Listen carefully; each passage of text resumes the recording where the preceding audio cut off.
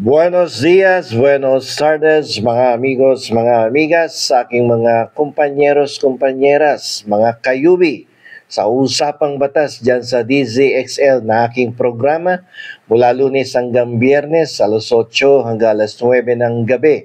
Pakinggan niyo po ako dyan at tayo'y pwedeng magkwentuhan dyan. At pwede niyo akong tawagan sa radio station habang tinatalakay ang mga iba't ibang mga legal na usapin.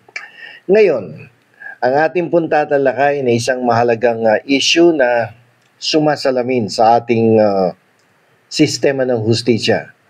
Ang pag-alis ng mga opisyal ng ating gobyerno sa bansa pagkatapos silang madawit sa mga investigasyon dahil sa korupsyon.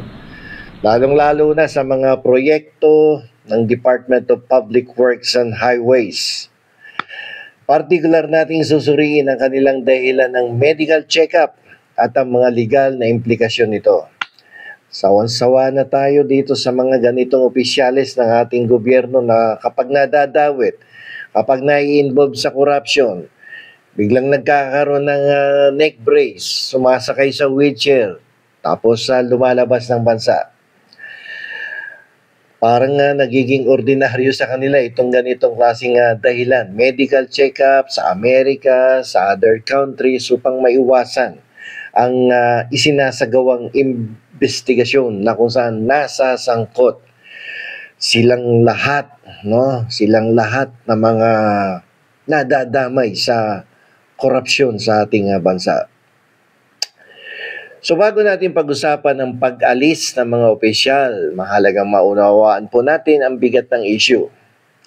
Ang mga anomalous transactions sa mga proyektong tulad ng flood control ay hindi simpleng pagkakamali. Ito ay malinaw na indikasyon ng graft and corruption na nagre-resulta sa mga ghost projects, substandard na infrastruktura, at pagkaubos ng bilyon-bilyong pondo ng bayan na dapat sana ay para sa public service. Imbis na nailagay sana yung pondo na yun sa PhilHealth ng ating mga kababayan na nagkakasakit ay hindi na nagbabayad sa mga pampublikong ospital. Nalalagay pa dyan sa flood control na yan at tapos kinukupit lang pala. Imbis na ginawang tunay na proyekto para sa flood control. So itong mga kaso na to ay may malawak na saklaw sa batas. Kabilang na dito na madalas kong bagitin doon sa usapang batas, no, sa DZXL, itong Republic Act 3019. Ito yung tinatawag na Anti-Graft and Corrupt Practices Act.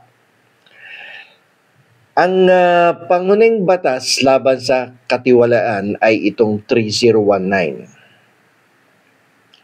Ang pagpapalabas ng pondo para sa mga huwad na proyekto ay isang direktang paglabag ito sa batas ng Anti-Graft and Corrupt Practices Act. Pangalawang pwedeng malabag ng ating mga public servants ay itong malversation of public funds. Ito yung sinasabing pagbubulsa o maling paggamit ng pondo ng gobyerno. Ang mga opisyal ay maaaring makulong ng matagal, mawalan ng karapatang humawak ng anumang posisyon sa ating gobyerno at mapilitang ibalik yung mga ninakaw na pera. Yung pera natin, tayong taong bayan, ang talagang ninanakawan ng direkta nitong mga buwayan na to. So tingnan natin, ano ba yung lihim ng mga leche na to? No? Pag umaalis, pagkatapos ma-involve sa mga nakawan, no? Sa corruption, sasabihin, medical check-up. No? Medical check-up bilang pagkukunwari. Ang paggamit ng medical check-up bilang rason sa pag-alis ay isang karaniwang taktika ng mga government officials na gustong takasan ang pananagutan. Bagaman ang bawat individual ay may karapatan, no, sa kalusugan, Ang pag-alis na ito ay nagpapahiwatig ng parang sangkot ka doon sa korupsyon na yan, sa anomalous transaction na yan.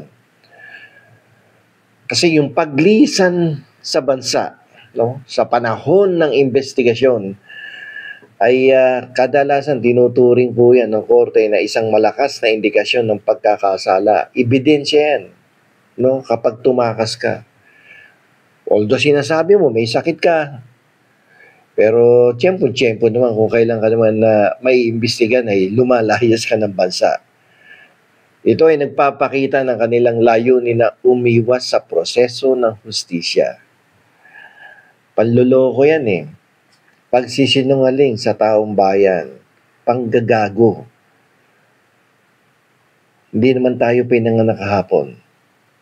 Tayo mga ordinaryong Pilipino. Kung mapapatunayan na hindi tunay ang kanilang dahilan, ang mismong pagpapalabas ng peking medical certificate ay isang krimen sa ilalim ng Article 174 ng Revised Penal Code. Yan, isa yan. Siyempre, baka makakuha, sabihin na, ayan, nagpa-check up ako sa abroad. Ayan yung mga resibo, ayan yung mga certificates. Pero paano kung may mga kakutsa ba yan, doktor? Ito yung nagdadagdag na isa pang kaso laban sa kanila bukod pa sa issue ng katiwalian.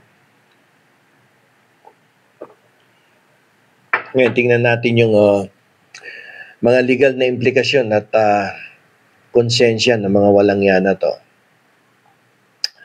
Ang pag-alis ng mga opisyal ay may seryosong legal na epekto.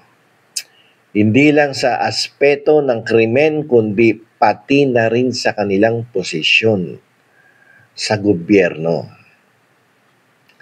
So sana nga hindi na makabalik yung mga yan sa gobyerno. Kaya lang ang problema, yung mga tao binoboto kahit alam ng korap yan eh. So sa kaso ng krimen, sa criminal aspect, tingnan natin.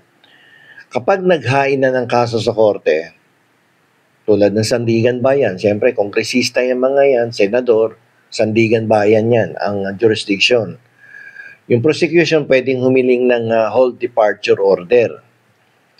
Ang hold departure order ay isang utos na pumipigil sa isang akusado na lumabas sa bansa. Kung ang kongresista o senador ay nakaalis